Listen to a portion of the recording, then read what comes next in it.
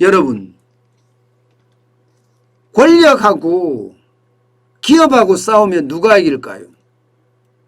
뭐 보나 마나 권력이 이기죠. 그런데 이게 장기적으로 보면요. 장기적으로 보면 결국 권력보다는요. 금력이라고 해야 되나요? 돈의 힘? 예. 돈의 힘이 이기는 경우가 허다합니다. 그래서 기업들이 정도 경영, 윤리 경영, 예, 책임 경영 이런 걸 하는 거거든요. 물론 트집을 잡으려고 그러면 권력에서 트집을 잡으려고 그러면 안 잡히는 트집이 없겠죠. 털어서 먼지 안 나는 사람 없다고 이야기하잖아요. 기업도 마찬가지 아닐까요? 기업도 마찬가지일 거예요. 털어서 먼지 안 나는 기업이 있을까요? 없을 겁니다. 최근에 카카오나 네이버 말입니다. 정부도 마찬가지 이게 플랫폼 기업의 횡포가 심하다 이렇게 나왔는데 여당에서까지 더불어민주당에서까지 예 이게 플랫폼 기업이 골목상권을 다 잡아먹어서 우리 표를 다 갉아먹는다 뭐 이런 이야기까지 나오면서 규제하겠다 이렇게 나선 겁니다. 규제하겠다. 법률로 규제하든지 아니면 공정거래위원회가 갑질로 규제하든지 공정거래가 됐는지 안 됐는지 심사하면서 규제를 하든지 심지어 카카오뱅크가 있잖아요. 카카오뱅크가 있으니까 여기에 검사분리 규정이 제대로 이루어졌는지까지 아주 탈탈 털면서 조사할 모양새를 지금 취하고 있습니다. 그랬더니 카카오가 김범수 의장이 백기를 들었어요. 아이고 항복합니다. 아이고 항복합니다.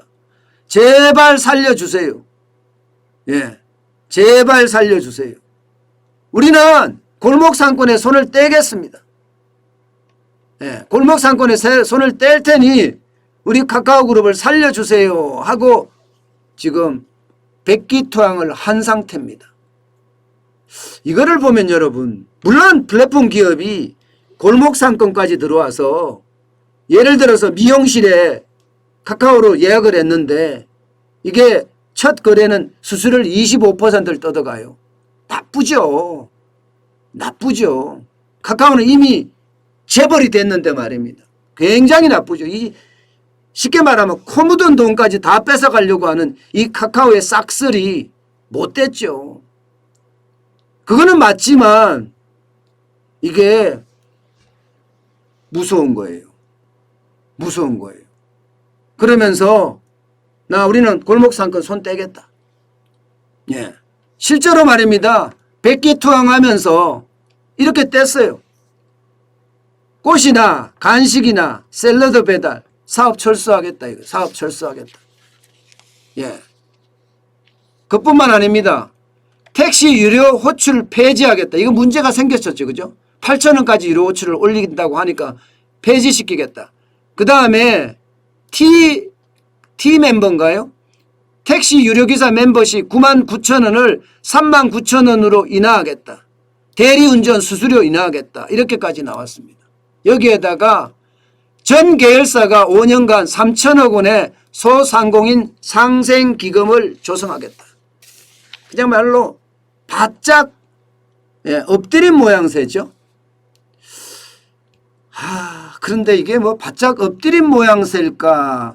그건 또 한번 생각해 봐야 될 문제지만 어쨌든 신속하게 권력이 칼을 대니까 아이고 나 죽겠어 하면 신속하게 지금 고개를 숙인 거는 사실입니다.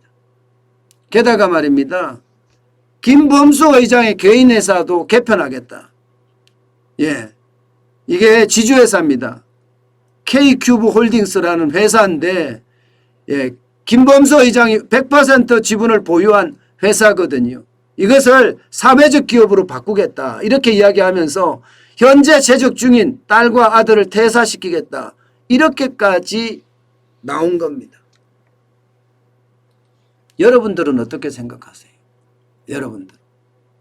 저는 보면서 그런 느낌이 들었어요. 두 가지 생각이 굉장히 왔다 갔다 했습니다. 두 가지 생각이. 하나는요, 중국처럼, 중국은 뭐 테크 기업이라고 하는 빅테크 기업이라고 하는데 다 조지잖아요. 디디추싱부터 시작해서 알리바바 뭐 안 조지는 데가 없잖아요. 중국 공산당이 말입니다. 일당 독재를 하니까 그야말로 엄청 조졌잖아요. 그런 생각이 첫 번째는 들었어요. 아, 대한민국도 이거 빅테크 기업을, 플랫폼 기업을 때려잡는 것 아니냐, 이런 생각이 하나가 들었고요. 다른 하나는 정반대 생각입니다. 정반대 생각. 아니, 카카오라는 기업이 대기업이고 재벌인데 이게 코 묻은 돈까지 썰어간다. 코 묻은 돈까지. 뭐 간식 배달부터 시작해서 다 썰어간다. 그런데도 불구하고 이게 사회하고 상생하려고는 안 한다. 플랫폼 기업이 가지고 있는 횡포, 갑질은 다 한다. 뭐 이런 이야기. 그런데 이번에 내놓는 내용을 보면 뭐 이게 뭐야 도대체. 사업 철수하는 게 이 정도밖에 안 돼? 지금 꽃, 간식, 샐러드 배달만 문제야? 골목상권에는? 이거보다 훨씬 더 큰 문제가 있지? 그러면서 카카오티 같은 경우 요금 인하한다고 해서 요금을 안 받는 것도 아니고 결국은 사업을 완전히 독점하고 있는 모양새인데 이게 어떻게 하겠느냐 이런 거예요. 게다가 계열사는 또 좀 많습니까? 계열사가 여러분 장난 아니에요. 장난 아니에요. 카카오 계열사가 158개입니다. 국내에만 118개고 해외에 40개예요. 엄청난 계열사예요. 엄청난 계열사. 그야말로 기존의 재벌들이 했던 딱 그 모양을 카카오가 그대로 실행한 거예요. 그렇게 말입니다. 어떤 권력의 어떤 마녀 사냥이 된다는 거와 다른 하나는 재벌이 이렇게까지 해야 되나, 그러나 상승 방안은 좀 미흡하다. 이 두 가지 생각이 교차하더라고요.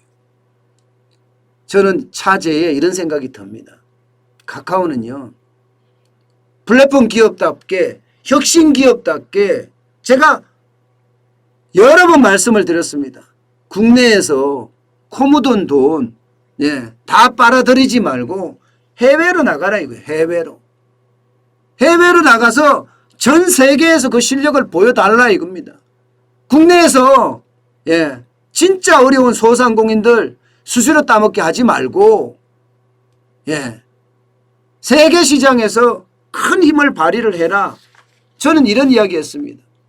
때문에 이번에 상생 방안 저는 좀 더 지켜봐야 되겠지만 좀 더 지켜봐야 되겠지만 아주 혁신적인 상생 방안, 지금의 상생 방안 갖고는 저는 부족하다고 보고요.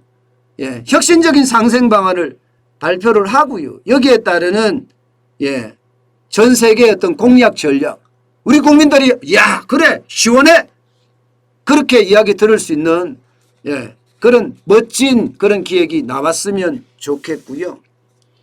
또 하나는 이 마녀사냥 말입니다.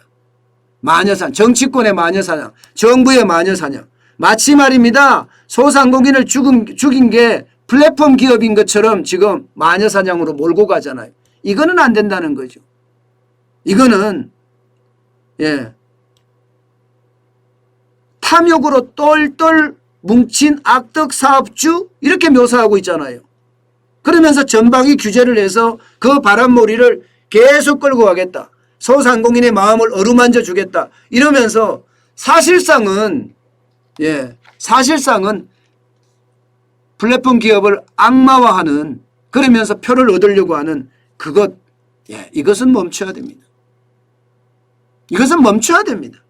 이대로 계속 가다가는요, 또 이유 없이 기업만 때려잡는다 이런 생각을 할 수밖에 없어요. 왜 멈춰야 되는가 하면요, 여러분 플랫폼 기업이 완전히 악덕이다, 저는 그렇게 생각은 하지 않아요. 당장 보자고요. 플랫폼 기업은요 딸려있는 식구가 많습니다. 딸려있는 식구가 엄청나게 많아요. 제로섬 게임이 아니라니까요. 절대로 제로섬 게임으로 봐서는 안 됩니다. 카카오 이모티콘 만드는 사람 몇 명인지 아세요? 그 작가가 2,400명입니다. 2,400명. 그중에 1억 이상 버는 사람이 1억 이상 버는 사람이 1,300이에요. 1,300개. 1,300개 이모티콘이 있어요. 1,300명은 아니고요. 이모티콘만. 그렇기 때문에 이게 정치권이 하듯이 권력이 하듯이 여기에는 표와 연관이 되어 있기 때문에 결국 자칫 잘못하면 마녀 사냥에 넉다운 될 수도 있기 때문에 걱정이 좀 앞서는 거죠. 저는 그런 생각을 해봐요. 그래서 그 어느 때보다 카카오의 어떤 행동이 굉장히 중요합니다. 본인들이 혁신기업이라고 했으면 이제 혁신의 싹을 틔웠잖아요. 틔운 것이 아니라 좀 많이 틔웠죠. 그죠?